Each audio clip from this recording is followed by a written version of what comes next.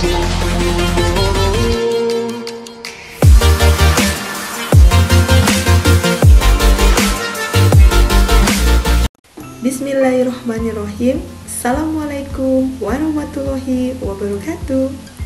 Halo sahabat klinik kimia, welcome back to my channel Aurum Ramadhani Channel. Tentunya di program kesayangan Klinik Kimia, cara asik belajar kimia. Sahabat klinik kimia, di kesempatan kali ini sahabat akan ditemani oleh Bu Murni. Kita akan belajar materi KD 3.2, yaitu tentang perkembangan model atom.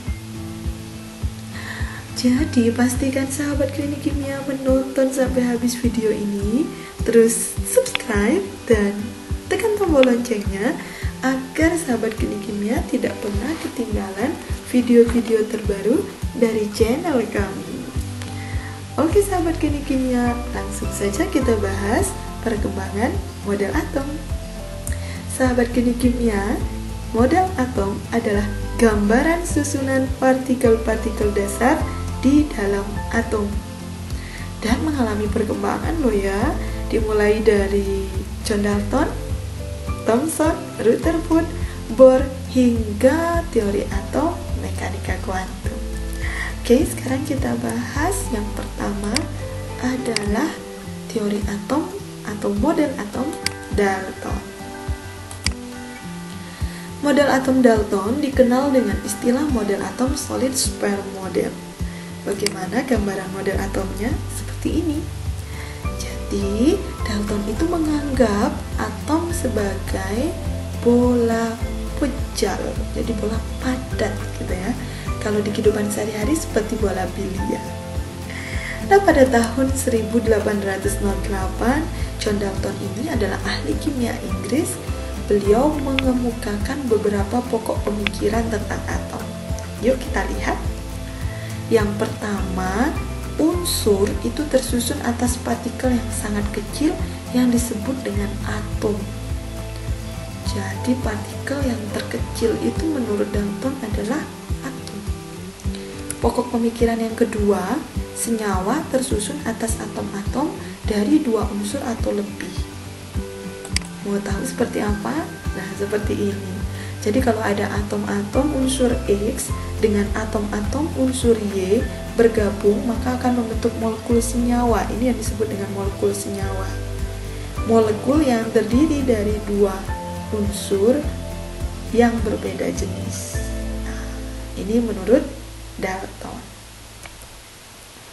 Kemudian yang ketiga, semua atom dari unsur kimia tertentu itu ternyata memiliki massa dan sifat yang sama, katanya Dalton. Benar apa enggak ya?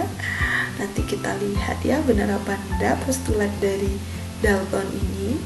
Yang keempat, kata Dalton, dalam suatu reaksi kimia itu tidak ada atom yang hilang atau tidak ada atom yang diciptakan. Yang ada hanyalah penata ulangan. Dia hanya penyusunan ulang atom-atom. Jadi kalau ada reaksi kimia biasa seperti itu ya, kita bakar kertas, itu tidak ada atom yang hilang atau tidak ada atom yang datang gitu ya, diciptakan, tapi hanya penyusunan ulang atom-atom dalam reaksi kimia tersebut. Kira-kira menurut sahabat klinik kimia, apa kelemahan model atom Dalton? Benar sekali sahabat, model atom Dalton ini tidak dapat menjelaskan adanya partikel yang lebih kecil dari atom, yaitu partikel subatomik ya. Karena apa? Karena Dalton menganggap bahwa partikel terkecil itu adalah atom. Dan satu lagi sahabat klinik kimia, Dalton tidak dapat menerangkan sifat kelistrikan suatu atom. Oleh karena itu, teori atom ini dikembangkan kembali, disempurnakan oleh C.C. Thomson dengan model atom Thomson atau dikenal dengan plum pudding model atau model atom roti kismis. Apa kata Thomson? Jadi Jadi Thomson ini melakukan sebuah percobaan, namanya percobaan tabung sinar katoda. Dari hasil percobaan ini, Thomson menemukan bahwa ada suatu sinar ya yang dibelokkan ke arah kutub positif medan listrik, yaitu ini ya. Jadi sinar itu dibelokkan ke arah kutub positif medan listrik. Nah, hasil percobaan ini membuktikan bahwa ada partikel yang tentunya bermuatan apa? Bermuatan negatif di dalam suatu atom. Mengapa? Karena ternyata partikel tersebut dibelokkan ke kutub positif medan listrik. Berarti ada partikel yang bermuatan negatif. Nah, partikel yang bermuatan negatif inilah yang disebut sebagai sinar katoda, atau bahasa kerennya yang familiar itu adalah apa sahabat? Yes, elektron. Jadi elektron ini ditemukan oleh J.J. Thomson melalui percobaan sinar katode ya. Kemudian dibantu oleh Robert Andrew Millikan melalui percobaan tetesan minyak, itu didapatkan bahwa elektron itu muatannya adalah negatif dan masanya sangat kecil, sehingga dianggap nol massa elektron itu. Maka salah satu partikel dari atom subatomik itu adalah elektron, yang kalau dibuat notasinya seperti ini sahabat, 0, min 1, kemudian elektron. Nah, jadi dibantu nih si Dalton tadi bahwa ada partikel subatomik yaitu elektron. Nah, kemudian ada ahli namanya Goldstein, seorang fisikawan dari Jerman, yang berkata bahwa begini, jika massa elektron itu 0, kan 0 di sini ya, massa elektron 0, berarti suatu partikel tidak mempunyai massa. Tidak mungkin. Kenapa? Karena materi itu pasti mempunyai massa yang bisa diukur. Nah, maka dari itu si Goldstein mengira mungkin saja bahwa ada atom atau ada partikel subatom lain selain elektron yang ada di dalam atom. Maka dia melakukan percobaan yang sama seperti ini, hanya saja sinarnya dibalik gitu ya. Jadi hanya saja dia menggunakan memodifikasi eksperimen tabung sinar katode ini yang kemudian diberi lubang gitu ya. Sahabat bisa cari deh percobaannya dari Goldstein. Nah, ternyata pada saat terbentuk elektron yang menuju anode, terbentuk sinar positif yang menuju arah yang berlawanan dari sinar katode. Nah, kalau tadi sinar katode itu elektron muatannya negatif, maka hasil percobaan Goldstein menemukan bahwa ada sinar positif ya yang memiliki muatan positif yang beliau sebut sebagai proton, yang muatannya adalah positif dan ternyata memiliki massa ya. Diukur massanya, massa paling kecil itu adalah hidrogen dan mempunyai massa. Maka kalau proton itu diberi lambang massanya 1, muatannya positif 1, dan P. Wah, ternyata Thomson menemukan elektron, Goldstein menemukan proton. Jadi atom bukan partikel yang paling kecil.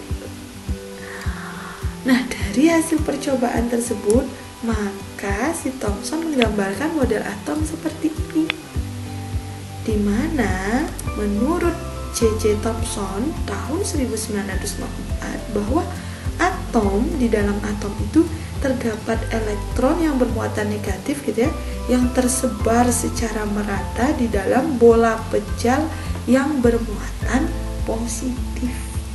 Jadi kata kuncinya di sini sudah ada partikel subatomik, yaitu elektron. Nah, sahabat klinik kimia, kelemahan dari teori atom Thomson ini adalah tidak dapat menjelaskan susunannya, susunan muatan positif dan muatan negatif di dalam atom. Pokoknya tersebar seperti itu. Lalu model atom ini disempurnakan kembali oleh model atom yang ketiga, yaitu Ernest Rutherford tahun 1911 yang dikenal dengan istilah nuclear model. Nah, beliau juga nggak mau kalah nih sama Thomson. Beliau melakukan percobaan. Nama percobaannya adalah penembakan lempeng emas. Jadi ini ada lempeng emas dengan sinar alfa. Ternyata hasil percobaannya ada 3. Ketika sinar alfa ditembakkan ke dalam lempeng emas, ternyata ada sinar yang diteruskan seperti ini. Kemudian ada sinar yang dipantulkan seperti ini, dan ada sinar yang dibelokkan. Lalu Ernest Rutherford berpikir seperti ini, bahwa jika atom terdiri dari partikel yang bermuatan positif dan negatif, sinar alfa harusnya nggak ada yang diteruskan atau menembus lempeng ya. Karena kalau muatannya positif pasti dipantulkan, kalau muatan negatif kan dibelokkan. Kok ini ada yang diteruskan? Maka si Ernest Rutherford ini menganggap bahwa ada partikel lain nih selain elektron, selain proton, yaitu nanti dijawab oleh Chadwick bahwa ada partikel yang namanya neutron. Jadi penemuan dari Rutherford ini menemukan adanya inti atom. Jadi konsep inti atom. Nah, gambarnya seperti apa? Jadi seperti ini. Ya, nuclear model itu seperti ini. Di mana Rutherford menyarankan bahwa model atom itu adalah ada atom yang tersusun dari inti atom. Nah, inti atom tadi yang bermuatan positif. Dan beliau mengira akan ada partikel lain di dalam inti atom tersebut karena buktinya sinar ini diteruskannya menembus lempeng emas. Dan di mana posisi elektron mengelilingi inti atom. Nah, ini sudah susunannya jelas ya, ada inti atom di tengah bermuatan positif dan ada elektron mengelilingi inti atom, sehingga atom itu bersifat netral. Nah, dari perkiraan si Rutherford ini bahwa ada partikel lain di dalam inti atom, maka ada ilmuwan namanya Chadwick, seorang fisikawan Inggris ya, tahun 1932 melakukan sebuah percobaan, yaitu penembakan partikel alfa ke inti berilium ya, bukan ke emas. Kalau emas ini Rutherford. Jadi ditemukan bahwa ada partikel yang tidak bermuatan yang masanya hampir sama dengan proton, yaitu namanya adalah neutron atau neutron gitu ya. Nah, ini ternyata masanya sama dengan proton di dalam inti atom, tapi tidak bermuatan, sehingga neutron ini memiliki notasi masanya 1, muatannya yang 0, dan lambangnya adalah N. Wah, lengkap ya sahabat klinik kimia. Jadi partikel subatomik itu adalah elektron, proton, dan neutron. Nah, kira-kira apa kelemahan Rutherford ya? Kelemahan dari Rutherford ini adalah tidak dapat menjelaskan mengapa elektron ini tidak jatuh ke dalam inti atom. Padahal menurut teori fisika klasik ya, kalau ada elektron yang bergerak secara terus-menerus, ada gaya tarik elektrostatik inti terhadap elektron karena intinya positif, elektronnya negatif, tentu lama-kelamaan energinya akan habis dan elektron akan jatuh ke dalam inti atom. Kenapa? Jadi Berarti Rutherford belum bisa menjawab itu. Maka kelemahan ini disempurnakan oleh teori atom yang keempat, yaitu model atom Niels Bohr yang dikenal dengan istilah planetary model. Kayak gimana sih gambarnya? Kayak gini sahabat klinik kimia. Jadi Niels Bohr ini menjawab kelemahan dari Rutherford. Pada tahun 1913 menyatakan bahwa yang pertama, elektron-elektron di dalam mengelilingi inti atom, jadi tetap ada inti ini ya, ini inti atom di tengah, berada pada tingkat-tingkat energi atau orbit tertentu. Jadi setiap elektron itu punya lintasan, nah punya orbit atau punya kulit. Mana itu? Yang ini ya, ini kulit 1 atau orbit 1, kulit 2, orbit 2, kulit 3, orbit 3, dan seterusnya. Tingkat-tingkat energi ini dilambangkan dengan jika N-nya 1, nah jadi kalau kulit itu tingkat energi itu N ya, N itu 1, ini N sama dengan 1. Di kulit yang paling dekat dengan inti itu disebut kulit K. N sama dengan 2, ini N-nya 2 ya. Nah, itu disebut kulit L. N3 kulitnya M, N4 kulitnya M. Nanti kita bahas lebih jauh ini kenapa, apa itu N, apa itu kulit, dan lain sebagainya. Postulat dia yang kedua bahwa gini, kalau elektron itu mengelilingi inti pada lintasan tertentu, misalnya di N sama dengan 1, energi elektron itu tetap karena beredar sesuai dengan lintasannya atau dikenal dengan istilah stasioner. Jadi energinya dianggap oleh Bohr itu tetap. Nah, karena energinya tetap, berarti tidak ada yang diserap ataupun dipancarkan. Makanya elektron itu nggak jatuh ke dalam inti atom. Terjawab ya dari kelemahannya Rutherford. Nah, tingkat energi atau lintasan elektron yang paling dekat dengan inti atom, yang ini ya, yang kulit K, itu memiliki tingkat energi yang terendah. Berarti energi yang paling rendah itu adalah kulit K, soalnya dekat. Nah, kalau energinya paling tinggi itu kulit N, jauh ya. Kalau kita makin jauh sama seseorang gitu ya, tentu energinya akan makin tinggi ya, makin harus sering komunikasi dan lain sebagainya. Oke, selanjutnya ternyata elektron itu bisa berpindah atau istilahnya eksitasi gitu ya.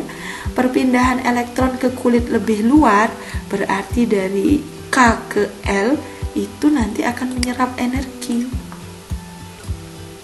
Ya. Sebaliknya kalau ada perpindahan elektron dari kulit L ke K, dia akan melepaskan energi. Sehingga energinya memang akan tetap, dan itu yang menyebabkan elektron tidak pernah jatuh ke dalam inti atom. Tapi ternyata Niels Bohr juga masih memiliki kelemahan, yaitu teori atom ini hanya dapat menjelaskan spektrum atom dari hidrogen saja. Jadi dia hanya dapat menjelaskan spektrum atom dari hidrogen. Ini atom yang paling sederhana ya, yang punya elektronnya cuma 1. Nah, tapi kalau disuruh menjelaskan spektrum atom dari atom yang elektronnya banyak ya, selain hidrogen, itu belum bisa. Oleh karena itu lahirlah model atom yang kelima, yang terakhir, yaitu model atom mekanika gelombang atau quantum model. Wow, ini fotonya banyak karena tidak hanya satu ahli yang mencetuskan model atom ini, tapi banyak dari hasil kolaborasi Broglie. Kita lihat ya, Max Planck, Schrödinger, Heisenberg, dan Bohr juga. Nah, Louis de Broglie tahun 1924 menyatakan bahwa elektron itu terikat pada inti atom dan bersifat seperti gelombang.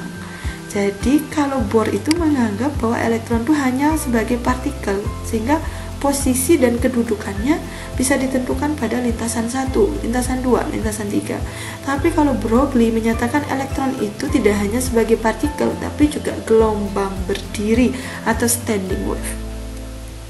Karena itu Heisenberg menyatakan bahwa mustahil, sampai ada kata mustahil ya, untuk mengetahui secara pasti momentum, posisi atau kedudukan dari elektron itu, dari partikel elektron tersebut.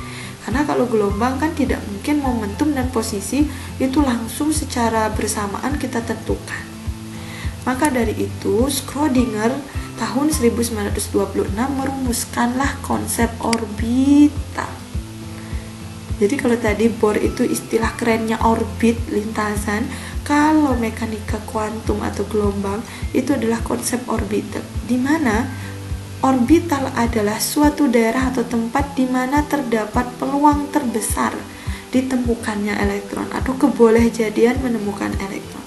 Jadi kita tidak bisa menemukan elektron secara pasti, menunjukkan posisinya secara pasti. Yang bisa kita temukan adalah daerah kebolehjadian kita menemukan elektron. Jadi daerah paling banyak, paling mungkin kita menemukan elektron. Nah, model ini dapat menjelaskan berbagai fenomena kimia seperti efek Zeeman, bentuk molekul, ikatan antar atom, dan masih banyak lagi. Bagaimana penggambarannya? Seperti ini.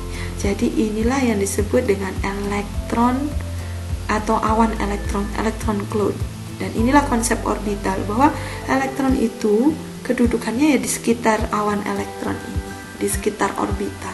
Tidak bisa ditentukan secara pasti karena dia juga bersifat seperti gelombang. Masya Allah, seru sekali ya sahabat klinik kimia. Dan ini adalah ringkasan timeline perkembangan model atom yang Bu Murni sudah rangkum. Itu dimulai dari John Dalton. Intinya John Dalton itu adalah atom dinyatakan sebagai bola pecah. Kemudian Thomson menyempurnakan kembali penemuan dari model atom John Dalton, bahwa atom itu adalah bola yang bermuatan positif dan ada partikel subatom yaitu elektron yang tersebar secara merata. Kemudian disempurnakan kembali bahwa susunannya nggak tersebar loh, kata Rutherford. Susunannya adalah atom terdiri dari inti yang bermuatan positif ya, yang biasanya letaknya di tengah, gitu ya. Kemudian elektron itu mengelilingi inti seperti ini. Kemudian disempurnakan kembali, kok nggak jatuh gitu. Dijawab bahwa atom itu terdiri dari inti yang mengandung proton dan ada elektron yang bermuatan negatif yang mengelilingi inti pada tingkat energi tertentu yang bergerak secara stasioner, sehingga energinya tetap gitu ya pada lintasannya. Nah, seperti ini ada tingkat-tingkat energi. Dan terakhir, Schrödinger dan kawan-kawan menyatakan bahwa atom terdiri dari inti atom yang mengandung proton dan neutron serta elektron-elektron yang bergerak seperti gelombang mengitari inti atom dan berada pada orbital-orbital tertentu. Jadi kata kuncinya adalah orbital.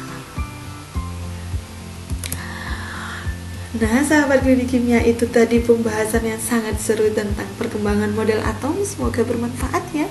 Terima kasih sudah menonton. Jangan lupa untuk like, comment, share, and subscribe. Semoga channel ini makin berkembang dan bermanfaat. Bu Murni akhiri. Assalamualaikum warahmatullahi wabarakatuh. Bye-bye. See you next time.